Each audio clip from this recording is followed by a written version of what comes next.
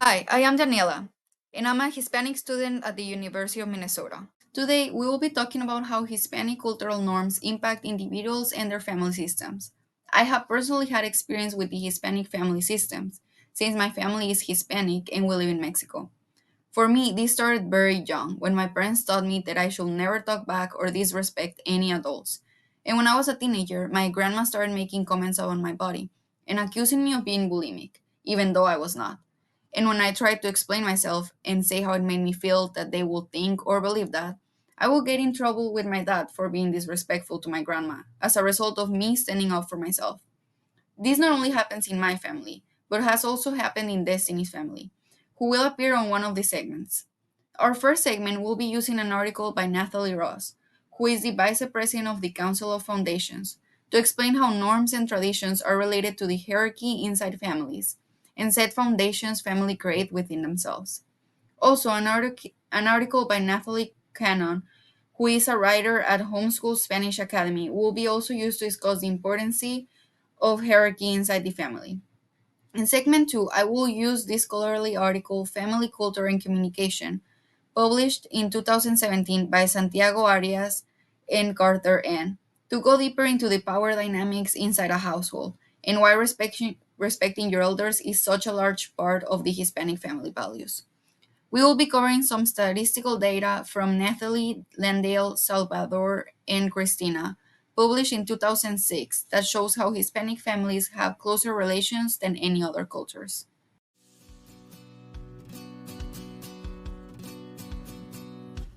Now, segment 1, setting the tone inside the household.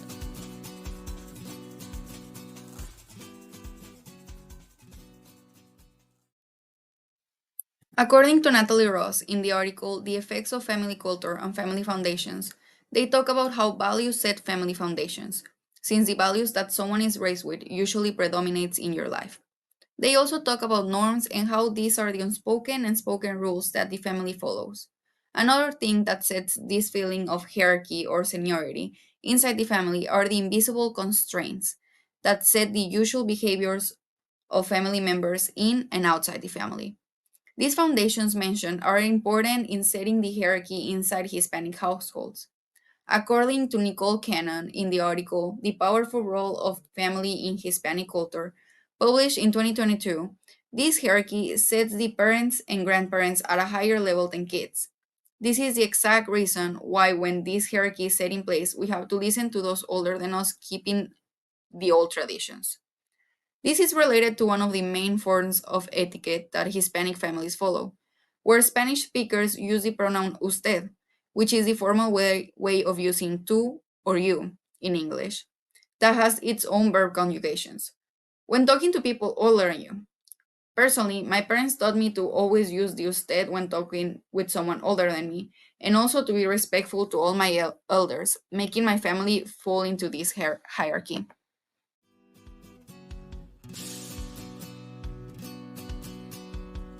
Now we have segment 2, relations inside Hispanic families.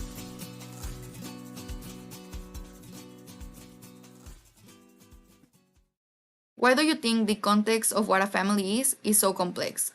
Well, this is because there are multiple components that form a family. According to the article Family Culture and Communication by Santiago Arias, who is part of the College of Media and Communication at Texas Tech University, these components are family communication pattern theories, or FCP, and it's formed by didactic power theory, conflict, and family systems theory. These have been studied through the years by family therapists, psychologists, and sociologists. One of the family communication patterns that Hispanic families fall into is that they are protective families. This is because they maintain the hierarchy inside the family by making decisions in order to achieve common family goals. Now, I will share some data from the scholarly article Hispanic Families in the United States, Family Structure and Process in an Era of Family Changes, written by Nancy Landell, Salvador Opresa, and Cristina Brandatan, that shows how Hispanic families are closer than other families. This table shows the living arrangements by age and ethnicity, comparing Puerto Ricans, Cubans, Central and South American, non Hispanic, black and white, proving how Hispanics have a larger level of familism than non Hispanics, represented mainly across Mexican Americans. According to this article, this might be due to the female family leadership, as well as diversity in the family characteristic of Hispanics. From my personal experience being in a Mexican Hispanic family, I can say that my family is really close, even with distant relatives, like their cousins or great aunts. An example of this is that when I was younger, I had a great relationship with my grandmother, and she will take care of me often after school. And she will always be there to take me to any practices, school events, or parties.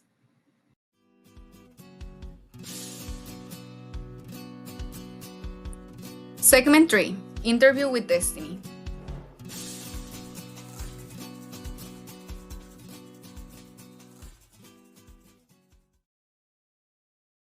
I'm going to introduce you to my friend Destiny Fergoso. She is a first year Hispanic student at the U, and she will be contributing to the podcast with a little interview where we both discuss our experiences with our families.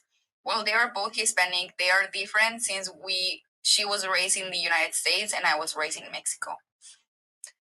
So to begin our interview, Destiny, what values did your family raise you with? My family raised me a lot with the idea of you treat others as you want to be treated. Also, the idea of respecting your elders. So, like, that would be like my parents, my teachers, my grandparents, great grandparents.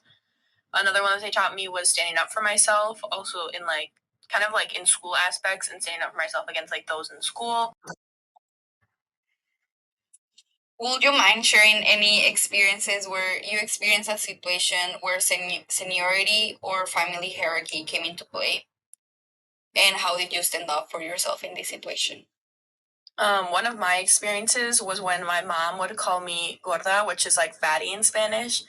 This was a big problem for me because it started to give me like bulimia and it ruined my self image and it kind of sent me into depression. She would tell me this a lot when I was younger and I didn't think much of it, but as I became like a teenager, it like really affected my self image. From there, I would argue a lot with my mom and it became like a very bad environment for me. And so I went to live with my dad for a year to try and better our relationship with some time apart, since all we would do is argue when we were together. But after that year apart, I was able to come back with my mom and now we're fine and she's like my best friend. Yeah, this is actually kind of related to my situation, but mine is in the other end of the spectrum because in my case, my family used to call me flaca, especially my grandma.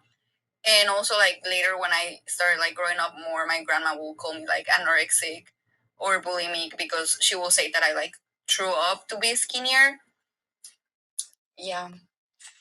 Yeah, that was very similar to my case, other than the fact that like I was called gorda, which I feel like is kind of like a stereotype where either you're called flaca or you're called gorda.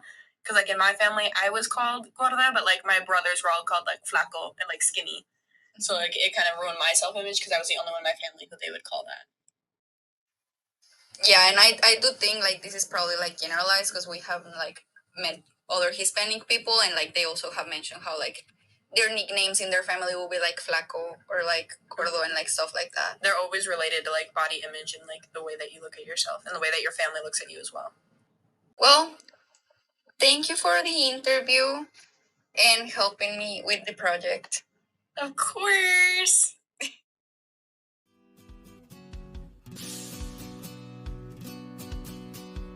We're coming to the end of our podcast with the outro now.